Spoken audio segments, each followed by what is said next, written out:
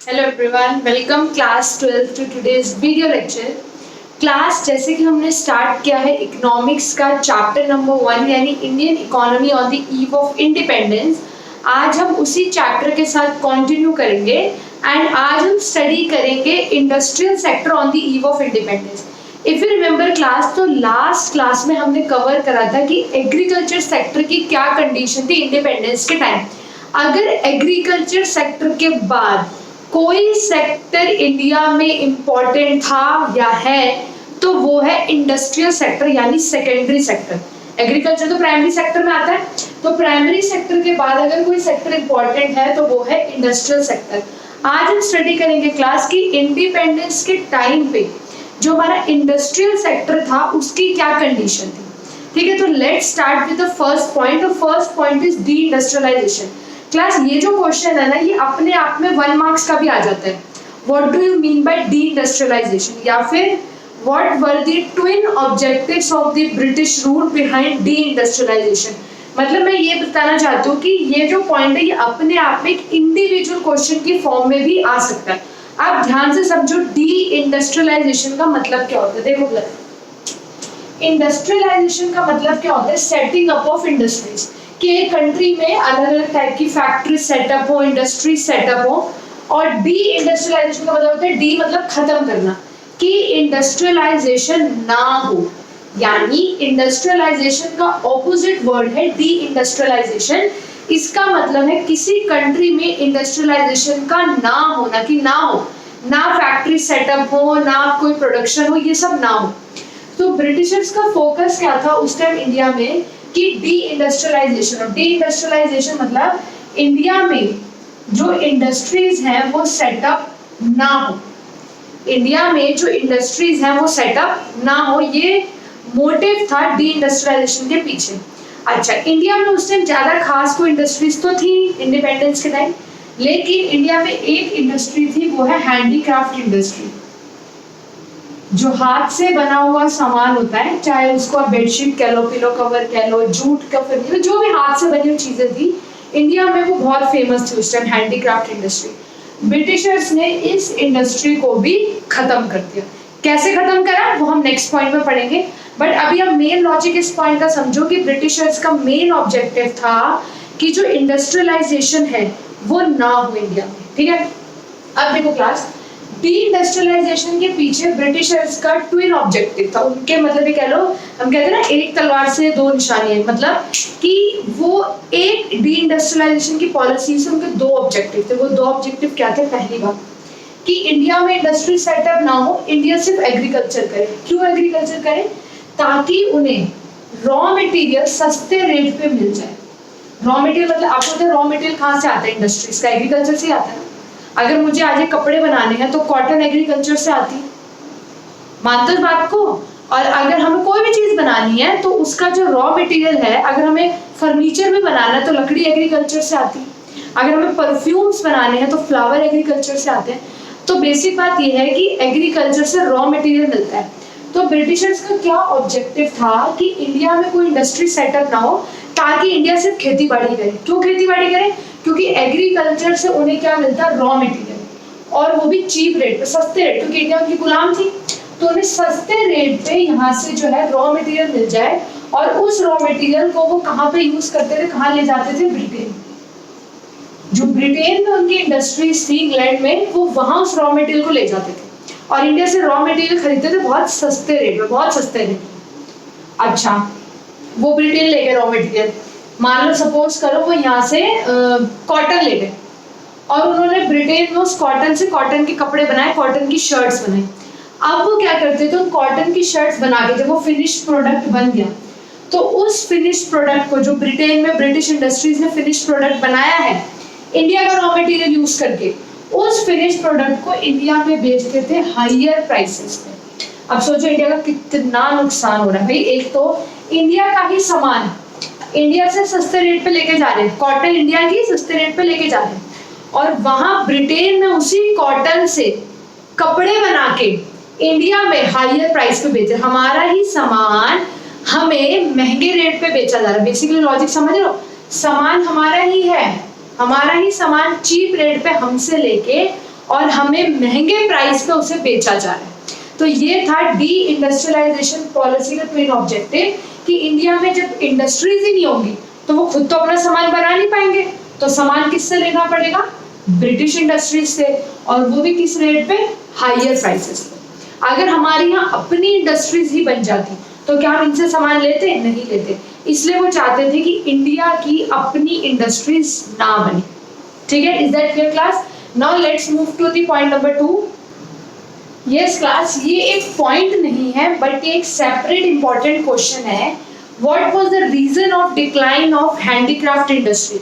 अगर आपने CBSE sample papers check करे हो लास्ट ईयर के, तो उन सैंपल पेपर्स में एक क्वेश्चन ये भी था, what was the reason of decline of handicraft industry, कि जो इंडिया की हैंडीक्राफ्ट इंडस्ट्री थी वो एकदम खत्म क्यों हो गई, उसका क्या रीजन था? तो क्लास आपको पता होना चाहिए, यहाँ पे इस पॉइंट को समझ लो। जो भी बुक्स फॉलो कर रहे हैं, जो बच्चे टीआर जैन संदीप कर फॉलो कर रहे हैं, वहाँ पे बॉक्स में आपको ये इंपॉर्टेंट पॉइंट मिलेगा। क्लास हैंडीक्राफ्ट इंडस्ट्री क्यों खत्म हो गई, तो उसका रीजन सुनो।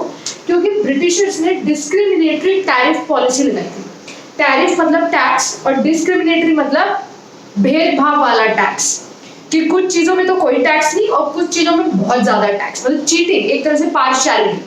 अब सुनो ध्यान से, अभी हमने जस्ट क्या पढ़ा कि ब्रिटिशर्स क्या करते थे, इंडिया से रॉ मटेरियल लेके जाते थे ब्रिटेन सस्ते रेट पे, और उसके बाद उसी रॉ मटेरियल से फिनिश गुड्स बना के इंडिया को महंगे में बेचते थे। ठीक है, जब वो इंडिया से रॉ मटेरियल लेके जाते थे तो इसके ऊपर कोई टैक्स नहीं था, free, without any tax India से रॉ मटेरियल ब्रिटेन ले जाते थे, विदाउट एनी टैक्स, फ्री में।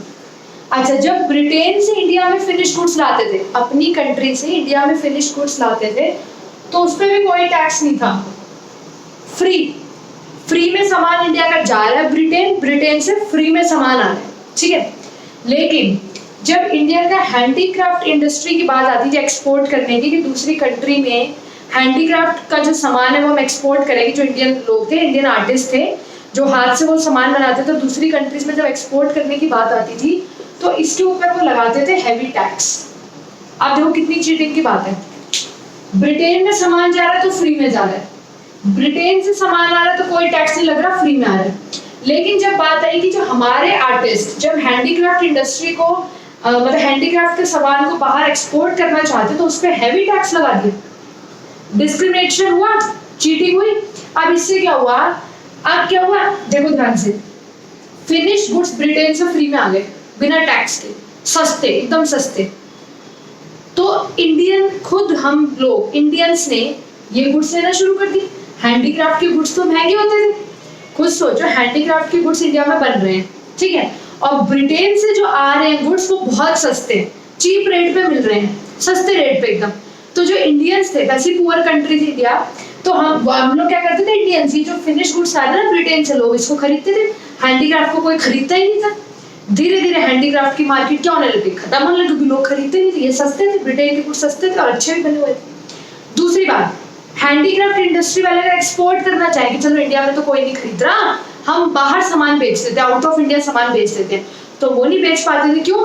क्योंकि हैवी टैक्स का, इतना ज्यादा टैक्स ब्रिटिशर्स ने लगा रखा था कि हैंडीक्राफ्ट इंडस्ट्री का सामान बाहर एक्सपोर्ट कर ही नहीं पाते थे। अब फाइनली क्या हुआ, जो हैंडीक्राफ्ट इंडस्ट्री के आर्टिस्ट थे ना, तो इंडिया में उनका कोई सामान खरीद रहा था, बाहर वो बेच नहीं पा रहे थे क्योंकि टैक्स बहुत था, टैरिफ बहुत था। तो धीरे धीरे उन्होंने अपनी फैक्ट्रीज, अपनी इंडस्ट्री बंद कर ली और उन सब ने एग्रीकल्चर में आ गए वो लोग, धीरे धीरे खेती बाड़ी करने लगे। भाई जब इंडिया में कोई सामान नहीं खरीद रहा, फॉरेन में सामान नहीं बेच पा रहे, तो क्या करेंगे? तो उन्होंने सबने धीरे धीरे करके अपनी फैक्ट्रीज बंद करी, हैंडीक्राफ्ट की पूरी हैंडीक्राफ्ट इंडस्ट्री खत्म हो गई इंडिया की, और वो सब लोग जो हैंडीक्राफ्ट इंडस्ट्री में थे वो सब किस में आ गए, एग्रीकल्चर में आ गए। इंपॉर्टेंट क्वेश्चन है क्लास, इसको जरूर बॉक्स में से पढ़ना, ठीक है। अब हम उठाते हैं second point, moving to the third point class, adverse effect of decline of handicraft industry. तो जब हमारी मेजर पॉपुलेशन हैंडीक्राफ्ट इंडस्ट्री में एम्प्लॉयड थी, और आप ये कह सकते हो कि हाँ उनका जो मेजर अर्निंग थी वो हैंडीक्राफ्ट इंडस्ट्री से हो रही थी, काफी लोग हैंडीक्राफ्ट इंडस्ट्री में इन्वॉल्व थे, और जैसे ही हैंडीक्राफ्ट इंडस्ट्री खत्म हो गई, अभी हमने रीजन पढ़ा कि वो क्यों खत्म हुई, पर जब वो खत्म हो गई तो उसके दो एडवर्स इफेक्ट हुए। क्या क्या एडवर्स इफेक्ट हुए, खुद सोचो। जो लोग हैंडीक्राफ्ट इंडस्ट्री में काम कर रहे थे, जैसे ही वो इंडस्ट्री खत्म हो गई तो क्या बढ़ गई उन लोगों के लिए, अनएम्प्लॉयमेंट बढ़ गई। भाई अचानक वो जिस इंडस्ट्री में काम कर रहे हो और वो इंडस्ट्री खत्म हो जाए तो उससे क्या बढ़ गई, अनएम्प्लॉयमेंट बढ़ गई। और मैंने अभी आपको बताया कि जब वो लोगों की हैंडीक्राफ्ट इंडस्ट्री खत्म हो गई तो वो लोग किस इंडस्ट्री में शिफ्ट हो गए, एग्रीकल्चर में। तो उससे क्या हुआ, एग्रीकल्चर में ओवर क्राउडिंग हो गई। ओवर क्राउडिंग मतलब भीड़ हो गई, मतलब हमारी 85% ऑफ पॉपुलेशन डायरेक्ट किसमें चली गई, एग्रीकल्चर में। अब इतनी तो लैंड नहीं है, जितने लोग आ गए एग्रीकल्चर में उतनी तो लैंड नहीं थी, तो एग्रीकल्चर में काफी ओवर क्राउडिंग हो गई। मतलब इतने लोग एग्रीकल्चर करने को रेडी थे बट उतनी लैंड नहीं थी। क्योंकि खुद सोचो ना, जो लोग हैंडीक्राफ्ट इंडस्ट्री में थे, हैंडीक्राफ्ट इंडस्ट्री खत्म होते ही वो लोग किस में आ गए, एग्रीकल्चर में। तो सबसे पहली चीज क्या हुई, अनएम्प्लॉयमेंट बढ़ गई, वो लोग एकदम बेरोजगार हो गए। अच्छा, second important thing is import of finished goods. ठीक है, import of finished goods. Now listen to this point carefully and mark each of my word. What happened, handicraft industry खत्म हो गई, चलो हो गई। अब क्या हुआ, कुछ लोगों ने इंडियन गुड्स बनाने शुरू करे। जो इंडियन गुड्स होता है मतलब शर्ट्स और फर्नीचर, ये सब काफी गुड्स है, सोप, शैम्पू, ये बनाने शुरू करे। बट जो इंडियन गुड्स थे वो जो ब्रिटेन से गुड्स आते थे, मतलब जो ब्रिटेन से गुड्स आते थे, अभी हमने पढ़ा, वो एक तो क्वालिटी वाइज बहुत अच्छे होते थे और दूसरा वो चीप होते थे, मशीन मेड होते थे, सस्ते होते थे। तो लोगों ने क्या करा कि उन्होंने ब्रिटेन के गुड्स को प्रेफर किया और इंडियन गुड्स को प्रेफर नहीं किया। उसके दो रीजन थे, एक तो क्वालिटी वाइज ब्रिटेन के गुड्स अच्छे होते थे और दूसरी बात जो इंडियन गुड्स है वो महंगे होते थे as compare to British goods. British goods machine made होते थे तो सस्ते बनते थे। तो सेकंड इम्पैक्ट पड़ा हैंडीक्राफ्ट इंडस्ट्री के डिक्लाइन होने से, वो ये पड़ा कि फिनिश गुड्स का इंपोर्ट शुरू हो गया। मतलब जो लोग थे उन्होंने जो ब्रिटेन के फिनिश गुड्स हैं उसका बहुत ज्यादा इंपोर्ट शुरू हो गया। उससे क्या नुकसान हुआ, हमारा सारा का सारा पैसा कहाँ जाने लग गया, ब्रिटेन। तो ये दो पॉइंट बहुत इंपॉर्टेंट है क्लास की। हैंडीक्राफ्ट इंडस्ट्री के डिक्लाइन होने से एक तो अनएम्प्लॉयमेंट लेवल बहुत बढ़ गया, क्योंकि भाई जो लोग हैंडीक्राफ्ट इंडस्ट्री में तो उनका काम खत्म हो गया, तो अनएम्प्लॉयड हो गए, वो एग्रीकल्चर में आ गए। और दूसरी बात, इंडियन गुड्स जो थे वो ब्रिटिश गुड्स के सामने बिल्कुल नहीं टिक पा रहे थे, could not withstand. Withstand means could not compete, ना क्वालिटी के टर्म्स में ना प्राइस के टर्म्स में उनकी बराबरी नहीं कर पा रहे थे। तो जिसकी वजह से लोग ब्रिटेन के गुड्स को प्रेफर करने लगे और बहुत ज्यादा ब्रिटिश गुड्स का क्या स्टार्ट हो गया, इंपोर्ट स्टार्ट हो गया। क्लास नोटिस वन थिंग, अगर आप इन पॉइंट्स को ध्यान से सुन रहे हैं, ठीक है, और after each point if you are pausing the video and you are reading it from your book और आप साथ के साथ अगर नोट्स बना रहे हो तो मार्क माय वर्ड्स, आप ये भूलोगे, आपको ये याद रहेगा टॉपिक। मतलब जैसे मैंने एक पॉइंट डिस्कस करा, adverse effect of decline of handicraft industry, आपने यहाँ सुना, आपने वीडियो पॉज करी, आपने अपनी बुक से रीड करा, फिर आपने नोट्स बनाए साथ के साथ, तो आप खुद देखोगे कि वो पॉइंट आपको बहुत अच्छे से क्लियर होगा, क्योंकि वो आपने 3 बार रिवाइज कर लिया। कैसे, एक बार आपने सुना, सेकेंड टाइम आपने बुक से रीड करा, थर्ड टाइम आपने नोटबुक या रजिस्टर में लिखा। तो जब आपने ट्राइस एक ही साथ एक ही पॉइंट को कर लिया तो वो आपके माइंड में बहुत अच्छे से स्टोर हो जाएगा, रिटेन हो जाएगा। Try this, okay. Now let's move to the next point. Point number 3, lack of capital goods industry. Class सबसे पहले मीनिंग समझो, what are capital goods industries. Capital goods industries वो इंडस्ट्रीज होती हैं जो मशीन्स, टूल्स, वो सब चीजें बनाती है जो फर्दर प्रोडक्शन में काम, जैसे ये मार्कर। अब इस मार्कर को बनाने के लिए जो मशीन्स लगी होंगी वो मशीन्स होती हैं कैपिटल गुड्स इंडस्ट्रीज का पार्ट। यानी मैं फिर से रिपीट कर रही हूँ, कैपिटल गुड्स इंडस्ट्रीज वो इंडस्ट्रीज होती हैं जो ये नॉर्मल कंज्यूमर गुड्स नहीं बनाती। उनका काम ये गुड्स, ये मार्कर, डस्टर, बुक्स, कपड़े, ये सब बनाना नहीं होता। कैपिटल गुड्स इंडस्ट्रीज वो मशीन्स बनाती हैं, वो टूल्स, वो इक्विपमेंट्स, वो सब चीजें बनाती हैं जो फर्दर प्रोडक्शन में काम आती है। समझ, यानी आप समझ सकते हो, जो प्लांट एंड मशीनरीज बड़ी बड़ी बनाती है, बड़े बड़े टूल्स बनाती हैं जिनसे और सामान प्रोड्यूस हो सके, उन इंडस्ट्रीज को बोलते हैं कैपिटल गुड्स इंडस्ट्री। फिर से रीड करते हैं उनकी definition. Capital goods industry refers to those industries which produce machines, tools, equipments, etc. which are used for further production, जो और चीजें बनाने के काम आती हैं। अब क्लास इंडिपेंडेंस के टाइम या उससे जस्ट पहले जो ब्रिटिशर्स थे, उन्होंने कभी भी इंडिया में कैपिटल गुड्स इंडस्ट्रीज बनाने पे कोई ध्यान नहीं दिया। कि हम यहाँ पे कैपिटल गुड्स इंडस्ट्रीज बनाए जिसमें बड़ी बड़ी मशीन्स टूल्स बने, ऐसा उन्होंने कभी ध्यान नहीं दिया। वाई?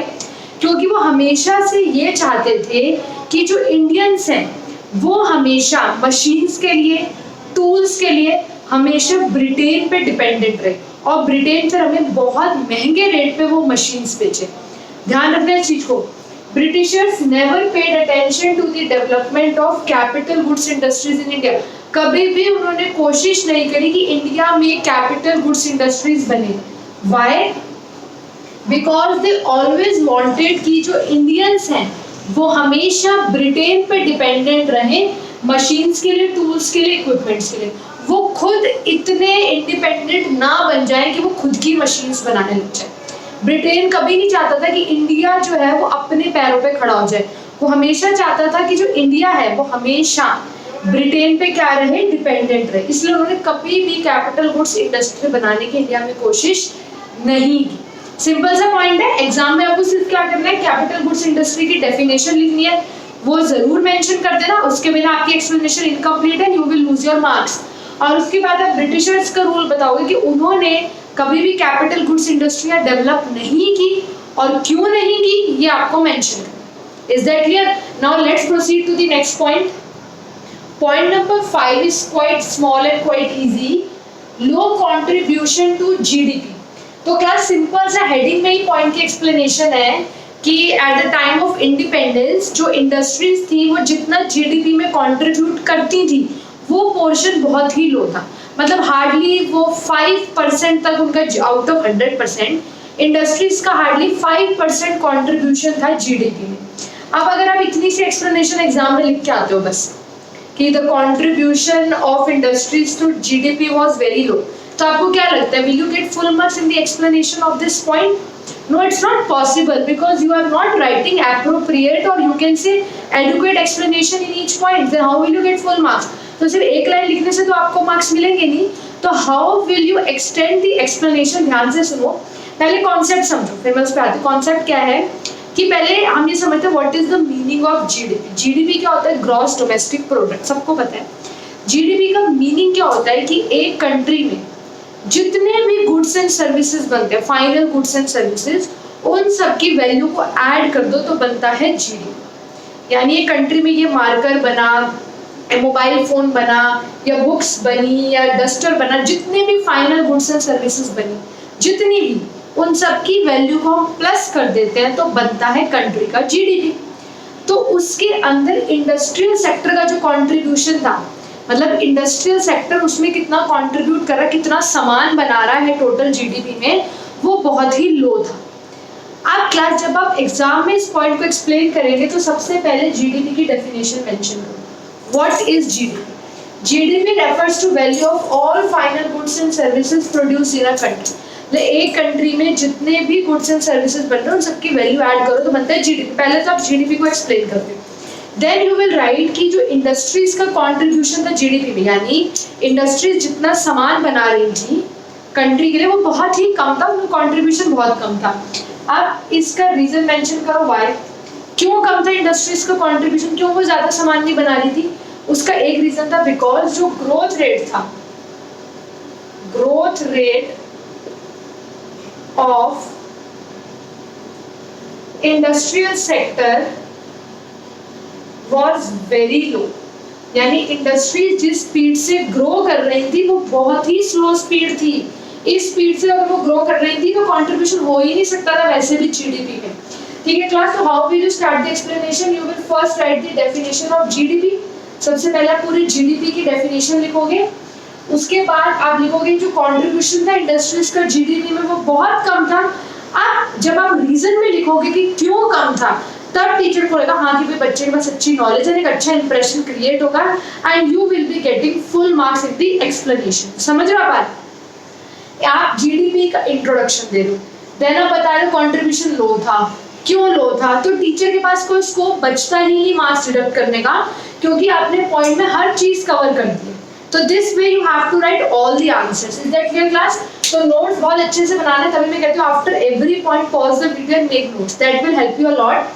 ठीक है, तो कंट्रीब्यूशन लो क्यों था बेटा? क्योंकि इंडस्ट्रियल सेक्टर का जो ग्रोथ रेट था वो ऑलरेडी बहुत कम था। ठीक है, अब इसके बाद बचता बस एक पॉइंट क्लास, अब हम उसको डिस्कस कर लेते हैं। Yes, the last point class, limited role of public sector. Public sector means government. तो जब देश आजाद हुआ क्लास, तो ज्यादा तो आपको पता है कि जो हमारे सिटीजन्स हैं उनके बहुत पैसा नहीं था।